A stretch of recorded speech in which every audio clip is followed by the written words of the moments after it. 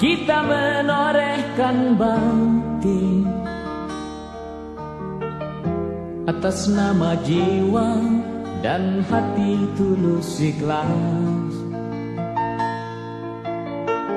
Mumpung masih ada kesempatan buat kita mengumpulkan bekal perjalanan abadi. Ho ho ho, du du du du du du, du du du du du du du, ho ho ho ho. Kita pasti ingat tragedi yang memilukan. Kenapa harus mereka yang terpilih menghadap? Tentu ada hikmah yang harus kita petik. Atas nama jiwa mari heningkan ciptaan.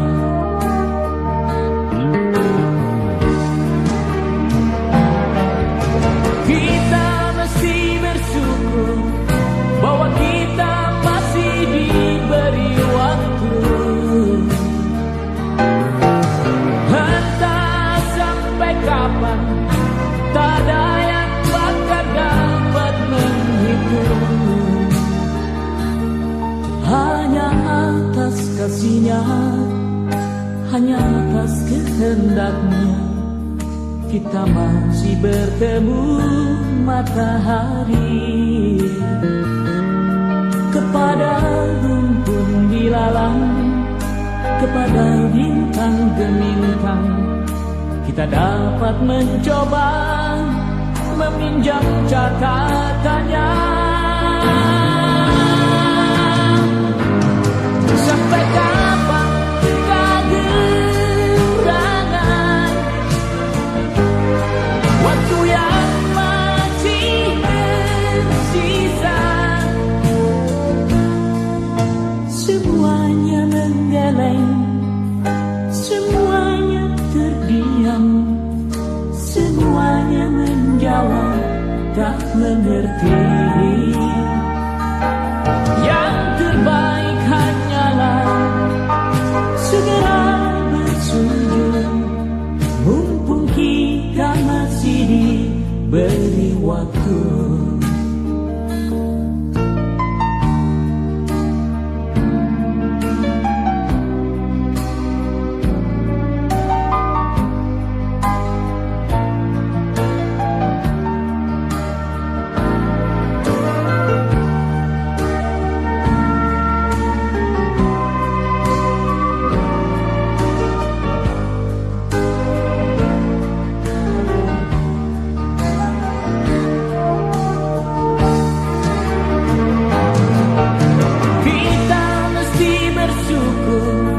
Bahwa kita masih diberi waktu.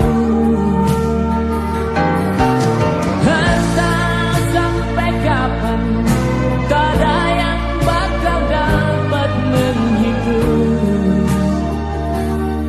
Hanya atas kasih-Nya, hanya atas kehendaknya, kita masih bertemu matahari. Kepada rumpun dilalang, kepada bintang gemintang, kita dapat mencoba meminjam catatannya. Sampai kapan kegerangan waktu yang masih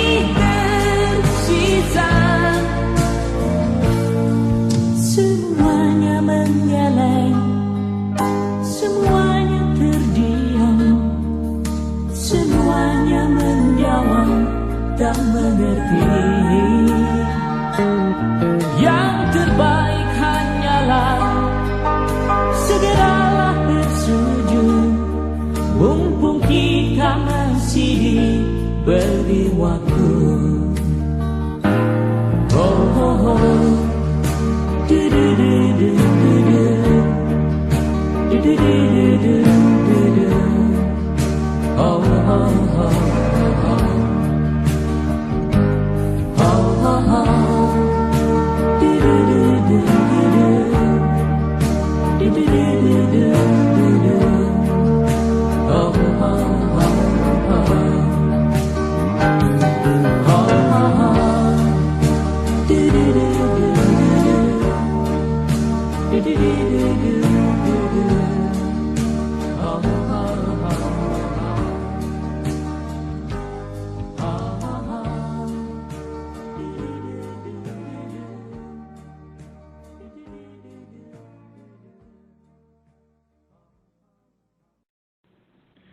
Ya, terima kasih Mas Masril. Waalaikumsalam warahmatullahi wabarakatuh. Saya cuma akan cerita aja apa yang saya alami. Nah, mudah-mudahan yang saya alami itu bisa menambah informasi sehingga membantu terbangunnya keyakinan dalam diri kita masing-masing. Karena untuk menjadi yakin itu kan harus dirinya sendiri yang aktif. Karena keyakinan itu nggak bisa meniru orang lain atau gandul orang lain kan juga nggak bisa. Jadi keyakinan itu harus dibangun sendiri sebagaimana yang sering kita bahas waktu masih di Light FM dulu kan. Nah, saya ceritanya begini. Bagaimana ya saya bisa? Ini kayaknya koneksi saya terganggu ini. Jadi harus sign in lagi. Saya lanjutkan. Jadi yang paling penting itu adalah bahwa membuktikan bahwa beliau maksum. Itu yang terpenting. Kenapa?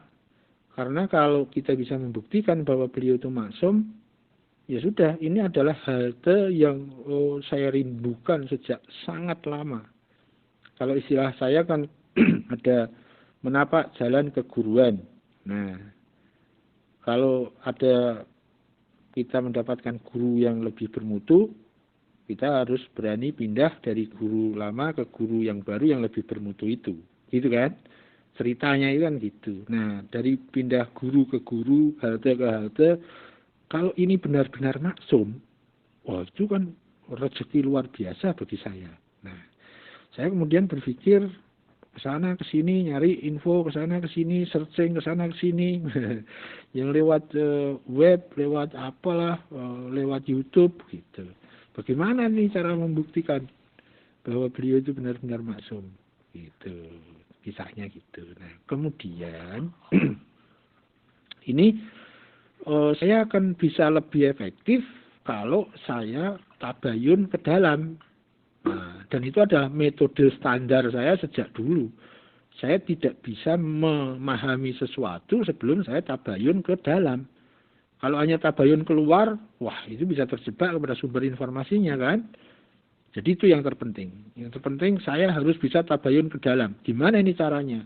Nah, akhirnya saya nyari sana sini sana sini sana sini. Walhamdulillah ketemu nomor telepon yang sekarang jadi guru saya itu. Itu ceritanya. Nah, kemudian saya menelpon beliau. Saya waktu itu manggilnya masih Pak. Karena sebelumnya ilmu saya tentang definisi wasiat itu masih sangat global. Saya pikir ya aku tinggalkan kepada kalian dua. Apabila kalian berpegang keduanya, Anda akan selamat misalnya kan. Hadis tentang sakolain misalnya. Atau gotirhum. Gotirhum itu barang siapa yang menjadikan aku sebagai maula kalian, maka Ali juga adalah maula kalian. Ya. Tapi ternyata itu bukan wasiat. Deklarasi, ya mungkin. Itu sebuah pengumuman dari Kanjeng Nabi, ya mungkin. Itu sebuah wisuda Rasulullah mewisudai Imam Ali, ya mungkin, tapi bukan wasiat. Gitu. Nah, yang wasiat yang mana? Yang mau ditulis di hari Kamis dan gagal. Jadi itulah wasiat. Tapi ternyata nggak ada wasiat itu. Baru saya menemukan wasiat itu setelah saya tabayun ke jalurnya Al-Yamani. Ya. Maka saya tidak lagi bisa menolak bahwa wasiat itu pasti ada. Dan itu satu-satunya wasiat. Nah, dari situ saya tidak bisa berkutik bahwa ya wasiat itu mesti dan harus ada. Dan itulah wasiatnya. Karena itulah satu-satunya riwayat tentang wasiat. Satu-satunya hadis yang bisa disebut sebagai wasiat. Itu dituliskan oleh Rasulullah, tapi tidak di depan para sahabat, di depan Ahlul Bait, di malam Senin, ya, menjelang wafatnya beliau. Beliau wafat hari Senin siang hari. Dan itu malam Seninnya itu dituliskan wasiat. Yang menuliskan adalah Imam Ali. Ya, itu satu. Saya tidak bisa membantah tentang adanya wasiat itu. Nah, dan itu saya betul-betul tercengang. Kenapa selama ini kan ulama itu banyak sekali. Bahkan marja itu kan banyak, bukan hanya 5, 6 sampai 9 marja. Tapi kenapa saya nggak pernah? Waktu saya di Syiah, guru saya itu hebat. Nah, tapi juga nggak pernah menyentuh masalah ini. Ceritanya begitu. Sekian riwayat itu sudah tertulis di kitab-kitab muktabar, dan itu penulisannya itu sudah ratusan tahun yang lalu. Kenapa nggak pernah muncul? Nah, disitulah kemudian, ini serius ini. Jadi Al-Yamani itu bukan main-main. Bisa memunculkan sesuatu yang sudah tertulis ribuan tahun, tapi nggak pernah muncul. Padahal itu sesuatu yang sangat substansial, sesuatu yang sangat penting. Kenapa bisa sekian lama, ratusan tahun nggak pernah muncul oleh ulama-ulama? Baru dimunculkan oleh Yamani. Nah, disitulah menurut saya ini satu poin yang harus saya catat. Bahwa Al-Yamani tidak main-main. Bahwa Al-Yamani bisa kita crosskan, kita bisa bandingkan dengan ulama-ulama yang lain. Misalnya begitu. Nah, setelah itu, fase itu selesai, saya baru menengok wasiatnya apa sih.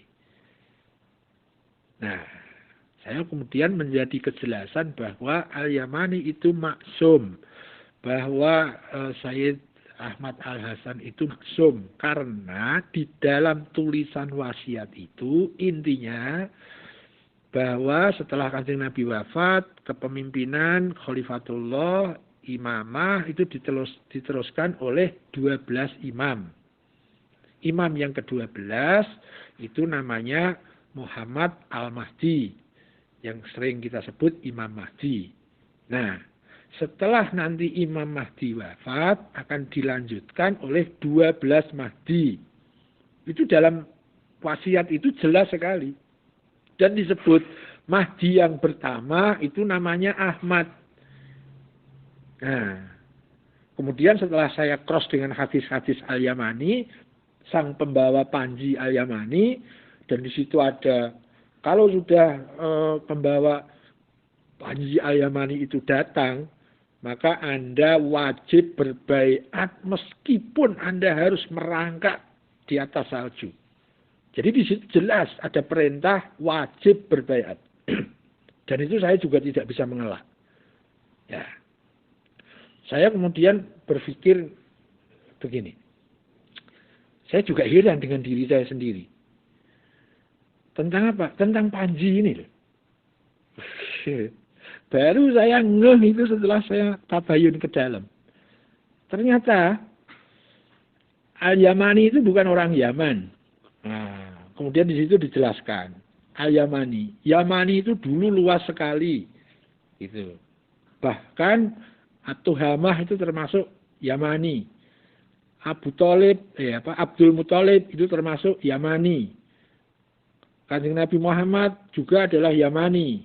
Ahlul Bait juga adalah Yamani.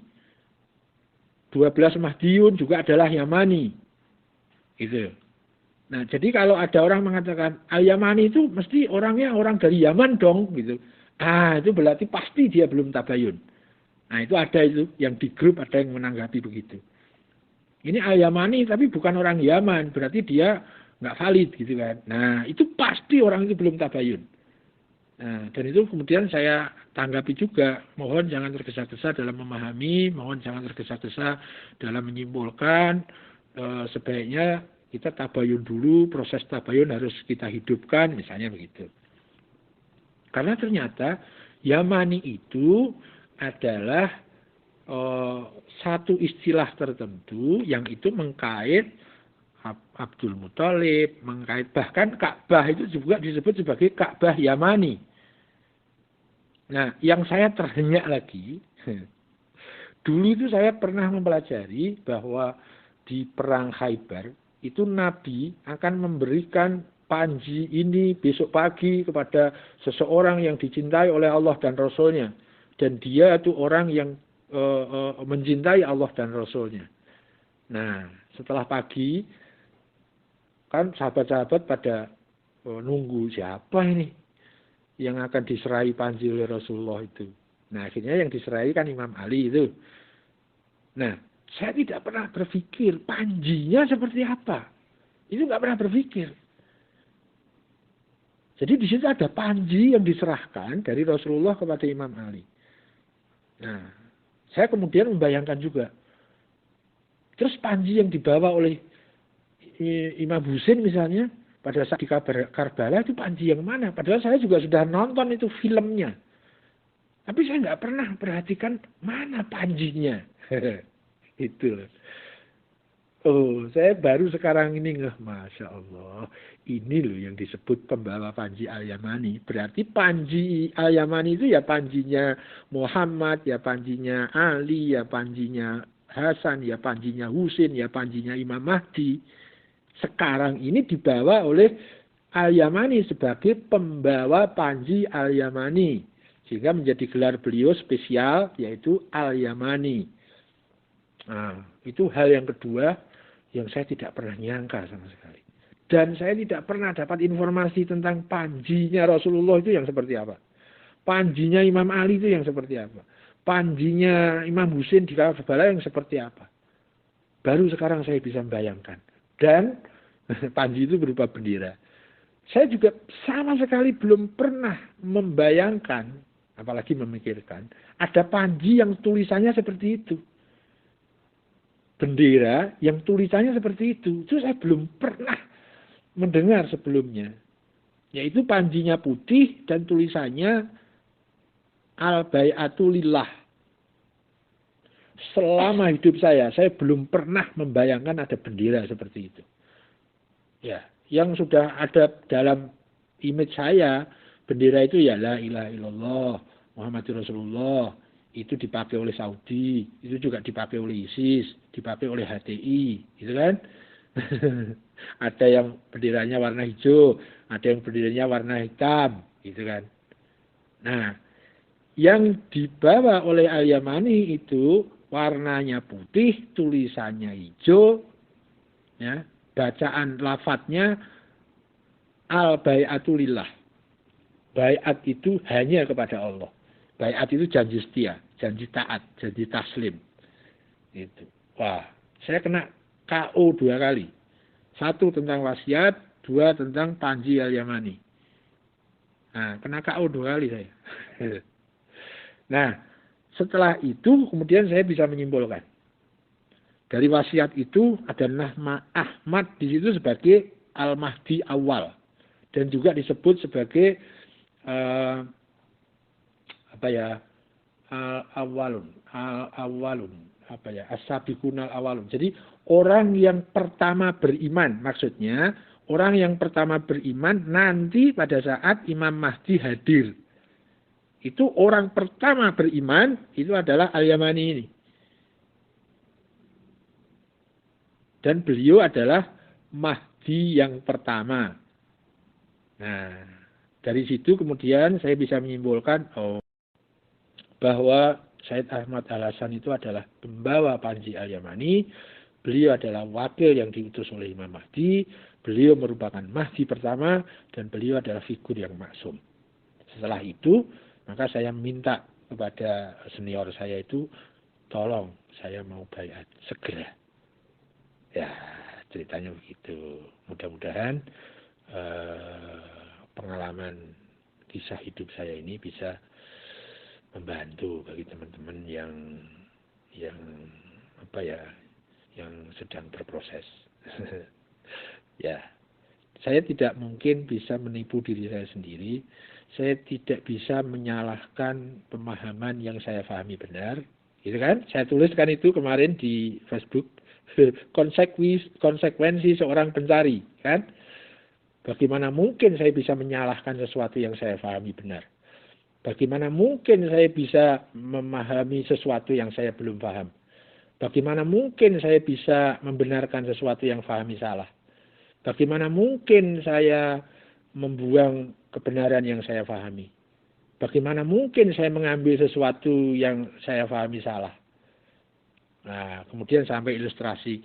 Bagaimana kalau ada orang yang merasa sakit dan ingin sembuh, kemudian sudah datang ke dokter, ya, tapi tidak mau beli resepnya. Ya, setelah dia yakin sama dokternya, dapat resepnya, dia beli obatnya ke apotek, tapi nggak mau minum. Seandainya pun ada yang seperti itu, bukan Anda dan juga bukan saya, gitu kan? Nah, itu maksudnya kalimat-kalimat yang sudah saya tulis puluhan tahun yang lalu di blog saya berebut kebenaran itu, ternyata itu berlaku untuk saya saat ini.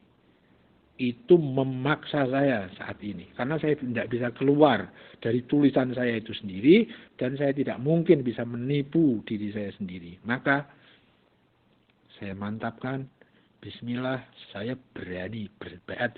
Dan itu ternyata masih ditunda sama guru saya. Saya ditanya, Pak Siwo sudah 100% belum keyakinan ini? Mungkin kalau 100% belum, tapi 90% sudah. Itu beliau masih bilang, saya tunda sampai 100%. Tuh, saya kayak dipecut gitu rasanya. Nah, itulah pengalaman saya, sehingga pengalaman saya itu saya terapkan juga kepada orang yang mau berbaiat melalui saya setelah saya diizinkan untuk menjadi saksi. Ceritanya begitu. Nah, setelah saya tidak mungkin bisa keluar dari sini, saya tidak punya pintu keluarnya, semua pintu memasukkan saya ke situ. Kemudian saya menghubungi beliau lagi, dan saya dicek sama beliau, dan beliau berani menjadi saksi atas baiat saya. Itu ceritanya. Dan itu masuk baiat saya yang pertama. Nanti ada kisah lain sehingga saya masuk ke baiat kedua. Dan ada kisah lain lagi setelah itu saya masuk ke baiat ketiga. Sampai sekarang ini saya pada posisi baiat yang ketiga. Itu kira-kira yang bisa saya sharingkan, agak panjang tapi saya yakin ini sangat membantu. Itu keyakinan saya ya. Mudah-mudahan benar itu, membantu teman-teman. Dan yang menarik juga bahwa obrolan ini otomatis terekam, sehingga kita bisa masing-masing bisa menyetelnya berulang-ulang. Mana yang kira-kira belum paham nanti bisa dicatat, atau ada yang komplain harus dicatat kalau ada yang komplain, dan nanti komplainkan ke saya, sehingga kalau saya ternyata kurang cermat, saya akan benahi. Kalau ternyata keyakinan saya digugurkan dengan komplain itu, maka saya akan nyari lagi halte yang lain. Itu kira-kira teman-teman, mudah-mudahan berkah. Dan sementara saya akhiri, silahkan ada yang menanggapi. Demikian, saya kembalikan ke forum.